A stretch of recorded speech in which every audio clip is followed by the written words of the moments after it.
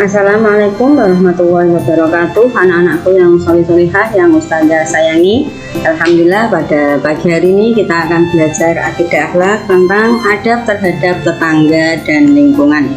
Sebelum pelajaran dimulai, mari kita baca basmalah terlebih dahulu. Bismillahirrahmanirrahim. Pengertian adab Islami tetangga dan lingkungan. Ya, pengertian adab Islami. Adab Islami adalah melaksanakan norma-norma yang tidak bertentangan dengan hukum syara. Sedangkan tetangga adalah seseorang yang rumahnya dekat dengan kita di masyarakat. Jadi orang yang rumahnya dekat dengan rumah kita itu kita sebut dengan tetangga ya. Sebelah kanan, sebelah kiri, depan, belakang ya. Itu dinamakan dengan tetangga. Kemudian lingkungan. Lingkungan adalah kombinasi antara kondisi fisik yang mencakup tanah, air, energi, mineral, serta hewan dan tumbuhan. Adab terhadap tetangga. Anak-anak, kalau adab itu apa? Adab adalah peraturan. Aturan kita terhadap tetangga itu apa?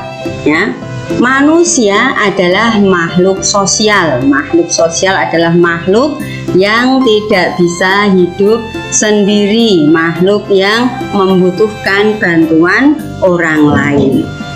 Nah, oleh karena itu, karena kita tidak bisa hidup sendiri, kita butuh bantuan orang lain, maka kita harus menjaga hubungan baik ya. Menjaga hubungan baik dengan Allah namanya hablum minallah. Nah, sedangkan menjaga hubungan baik dengan sesama, menjaga hubungan baik dengan tetangga, menjaga hubungan baik dengan sesama manusia itu dinamakan hablum minannas. Adab terhadap tetangga ya. Bagaimana kita terhadap tetangga kita harus berbuat? Ya, yang pertama yaitu dengan saling menghormati sesama tetangga. Dengan tetangga kita harus saling menghormati. Kemudian yang kedua, kita harus saling tolong menolong dengan tetangga.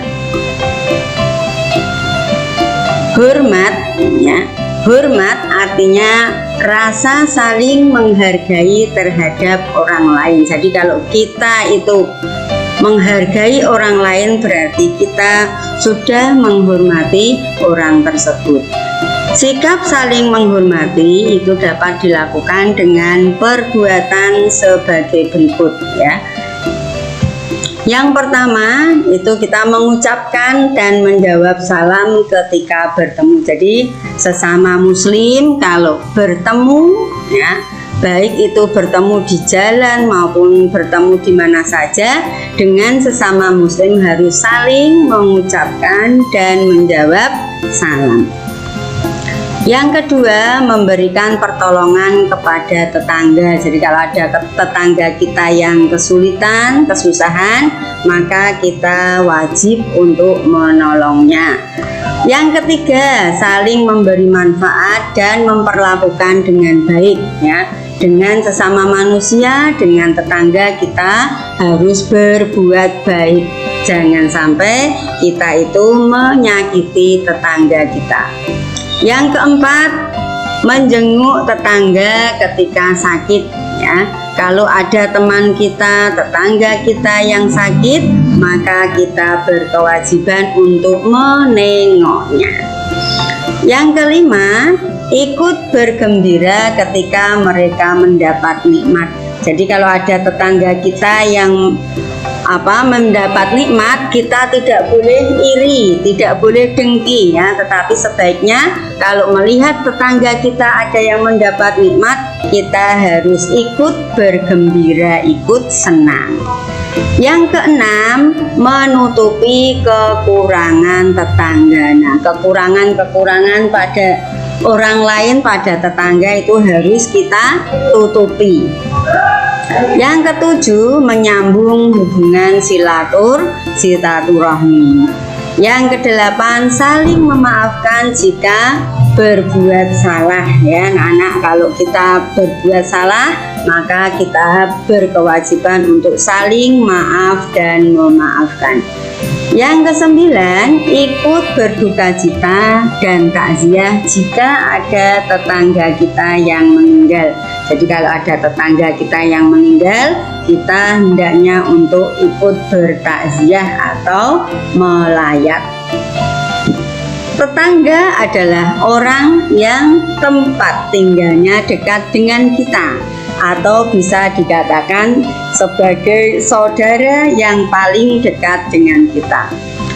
Allah menganjurkan kita untuk tolong-menolong dalam hal kebaikan sebagaimana firman-Nya yang berbunyi Bismillahirrahmanirrahim wa ta'awanu 'alal birri wat taqwa wa la ta'awanu 'alal ismi wal udwan. Dan tolong menolonglah kamu dalam mengerjakan kebajikan dan ketakwaan, dan jangan tolong menolong dalam berbuat dosa dan permusuhan.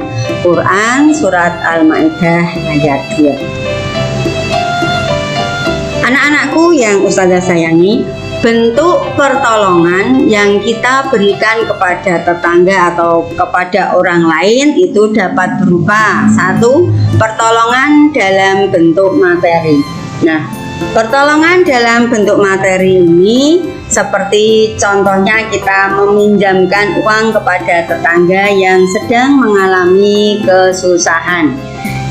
Bentuk pertolongan yang kedua adalah dengan tenaga, ya, membantu atau gotong royong jika tetangga sedang membangun rumah. Kalau ada tetangga kita yang sedang memperbaiki rumah ataupun membangun rumah, maka kita dapat membantu, dapat menolongnya dengan tenaga yang kita miliki. Yang ketiga adalah pertolongan dalam bentuk pikiran ataupun pendapat. Nah, pertolongan dalam bentuk pikiran atau pendapat itu contohnya adalah memberi jalan keluar atau menasihati tetangga kita dengan ketika sedang mengalami kebingungan. Oke anak-anakku, Ustazah yang dapat Ustazah sampaikan untuk mata pelajaran akidah akhlak pada pagi hari ini cukup sampai di sini. Semoga yang Ustazah sampaikan bermanfaat bagi kalian semua. Ustazah akhiri dengan bacaan hamdalah bersama-sama. Alhamdulillahirabbil alamin. Jangan lupa yang Ustazah sampaikan anak-anak tulis di buku kalian semua untuk belajar di rumah. Sekian dari Ustazah, kurang lebihnya mohon maaf. Assalamualaikum warahmatullahi wabarakatuh.